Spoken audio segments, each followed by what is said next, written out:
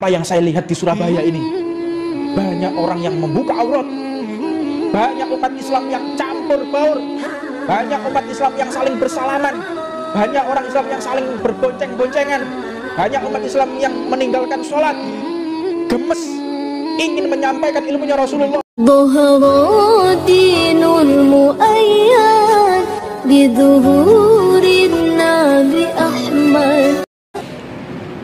Kita mendengar cerita Al-Habib Muhammad bin Idris Al-Habsyi. Ketika beliau berdakwah, ada Al-Habib Abu Bakar bin Yahya di Surabaya. Waktu itu di zamannya Al-Habib Muhammad bin Idris Al-Habsyi. Beliau Abu Bakar bin Yahya ini seorang mutakallim, pandai sekali untuk ceramah. Sampai-sampai beliau itu gemes, saya ingin menyampaikan dengan apa yang saya lihat di Surabaya ini. Banyak orang yang membuka aurat, banyak umat Islam yang campur baur, banyak umat Islam yang saling bersalaman, banyak orang Islam yang saling berbonceng-boncengan, banyak umat Islam yang meninggalkan sholat, gemes ingin menyampaikan ilmunya Rasulullah, ingin berdakwah. Seorang Habib Muhammad yang masih muda, masih semangatnya tinggi, dipahami oleh Habib Muhammad bin Idris Al-Habsyi. Habib Abu Bakar bin Yahya semangatnya masih tinggi, dipahami oleh Habib Muhammad bin Idris Al-Habsyi. Ketika dipahami, dikasyaf, dilihat, oh orang ini ingin dakwah. Maka akhirnya selesai dakwah, selesai menyampaikan, selesai di rauhah, selesai rauhah, Al-Habib Abu Bakar bin Yahya dipanggil oleh Habib Muhammad bin Idris Al-Habsyi. Ya waladi, wahai anakku, kemari. Aku mengerti apa yang ada di dalam hatimu, dan aku sudah sampaikan apa yang ada di dalam hatimu masuk ke dalam mereka satu persatu yang hadir. Ini kita diajarkan, dakwah itu bukan pandai kita merangkai kata. Dakwah itu bukan pandainya kita menyusun kalimat. Tetapi dakwah yang benar itu tatkala kita bisa ikhlas di hadapan Allah Subhanahu wa taala. Tatkala kita bisa membersihkan hati, tatkala kita benar-benar tidak ada sum'ah, gila popularitas, benar-benar ingin menyampaikan ilmunya Rasulullah tanpa ada nafsu, maka disitulah Allah Subhanahu wa taala menurunkan hidayah kepada mereka yang ada di sekeliling kita sebelum kita berbicara. Sekarang banyak orang berbicara tidak membawa hidayah, justru membawa perpecahan. Orang berbicara justru membuat terpecah umat Rasulullah. Orang berbicara justru membuat si pendengarnya mengganti posisi duduknya atau sampai mereka keluar dari majelis. Apa sebab? Introspeksi dirimu. Apa yang telah engkau lakukan di balik majelis?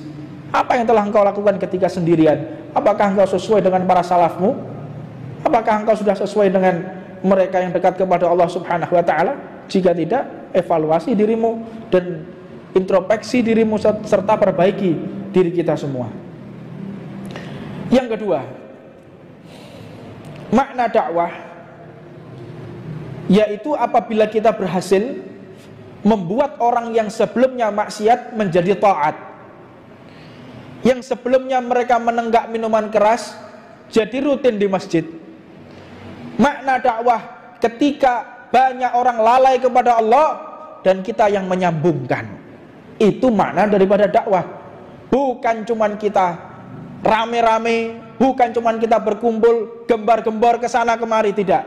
Tapi lihatlah asar dakwahmu. Banyak tidak orang yang kembali di jalan Allah? Banyak tidak orang yang mulai dekat dengan Allah?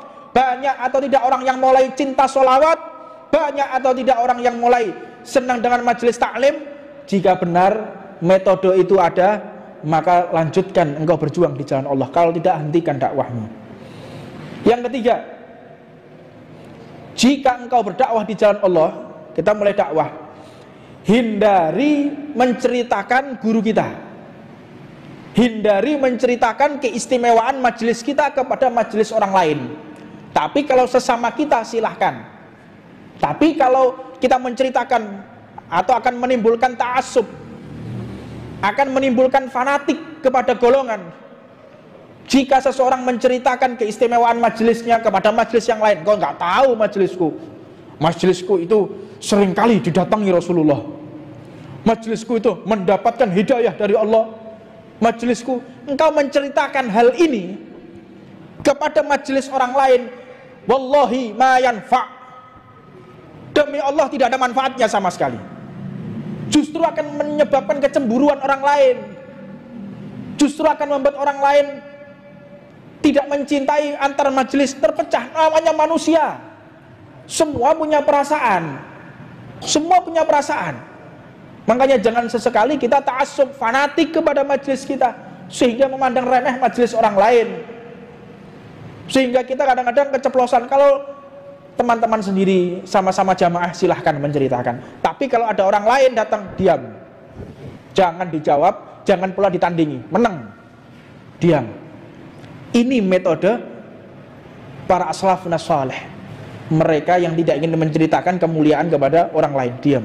Makanya kalau ada orang lain terus bangga, majelis saya ini lebih hebat dari majelisnya fulan. Majelisnya fulan kelas kacangan nih, kelas kacangan nih. Majelis saya seperti permata.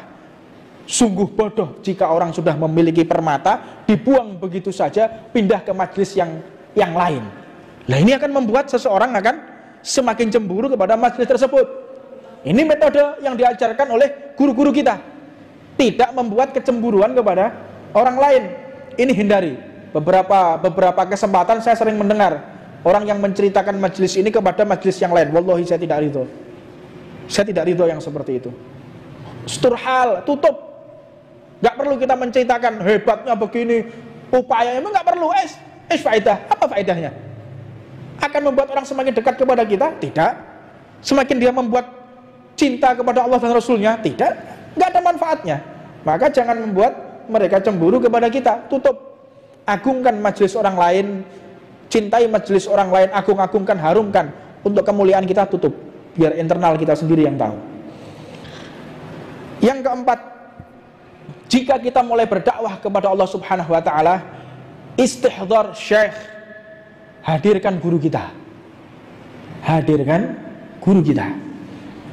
Ketika engkau sebelum menyampaikan ilmunya Allah, yakin, ta'alluq, intiwa, menyatu, bersatu padu antara jiwa kita, roh kita dengan roh guru kita.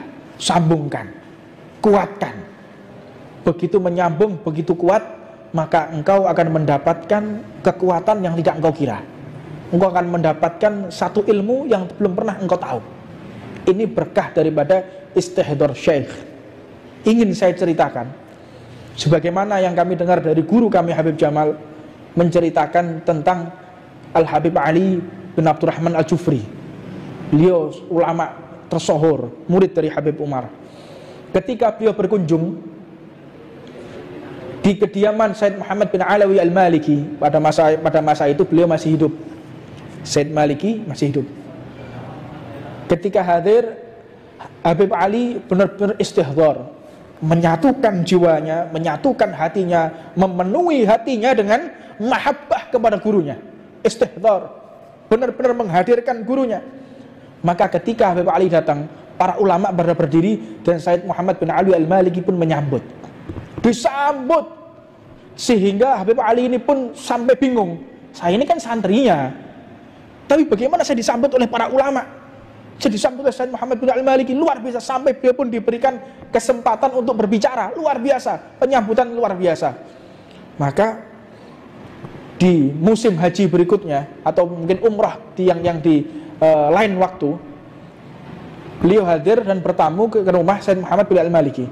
Said Maliki tidak berdiri, para ulama pun biasa, dan ditempatkan di tempat jamaah. Tadinya ditempatkan di depan, akhirnya ditempatkan di jamaah. Ya. Akhirnya Habib Ali bingung. Yang pertama saya diistimewakan, begitu istimewanya. Tapi yang kedua biasa-biasa saja. Apa sebab ketika datang yang kedua tidak menggunakan istihdhar syekh, tidak menyatukan hatinya kepada gurunya, melupakan gurunya. Ketika dia ngajar, ketika dia datang majelis, melupakan gurunya, tidak ada nur dalam majelis tersebut. Tidak benar jika seorang murid melampaui gurunya, jika seorang murid melupakan gurunya. jika seorang murid mungkin melangkahi gurunya, naudzubillah min dzalik, itu tidak akan mendapatkan apa-apa.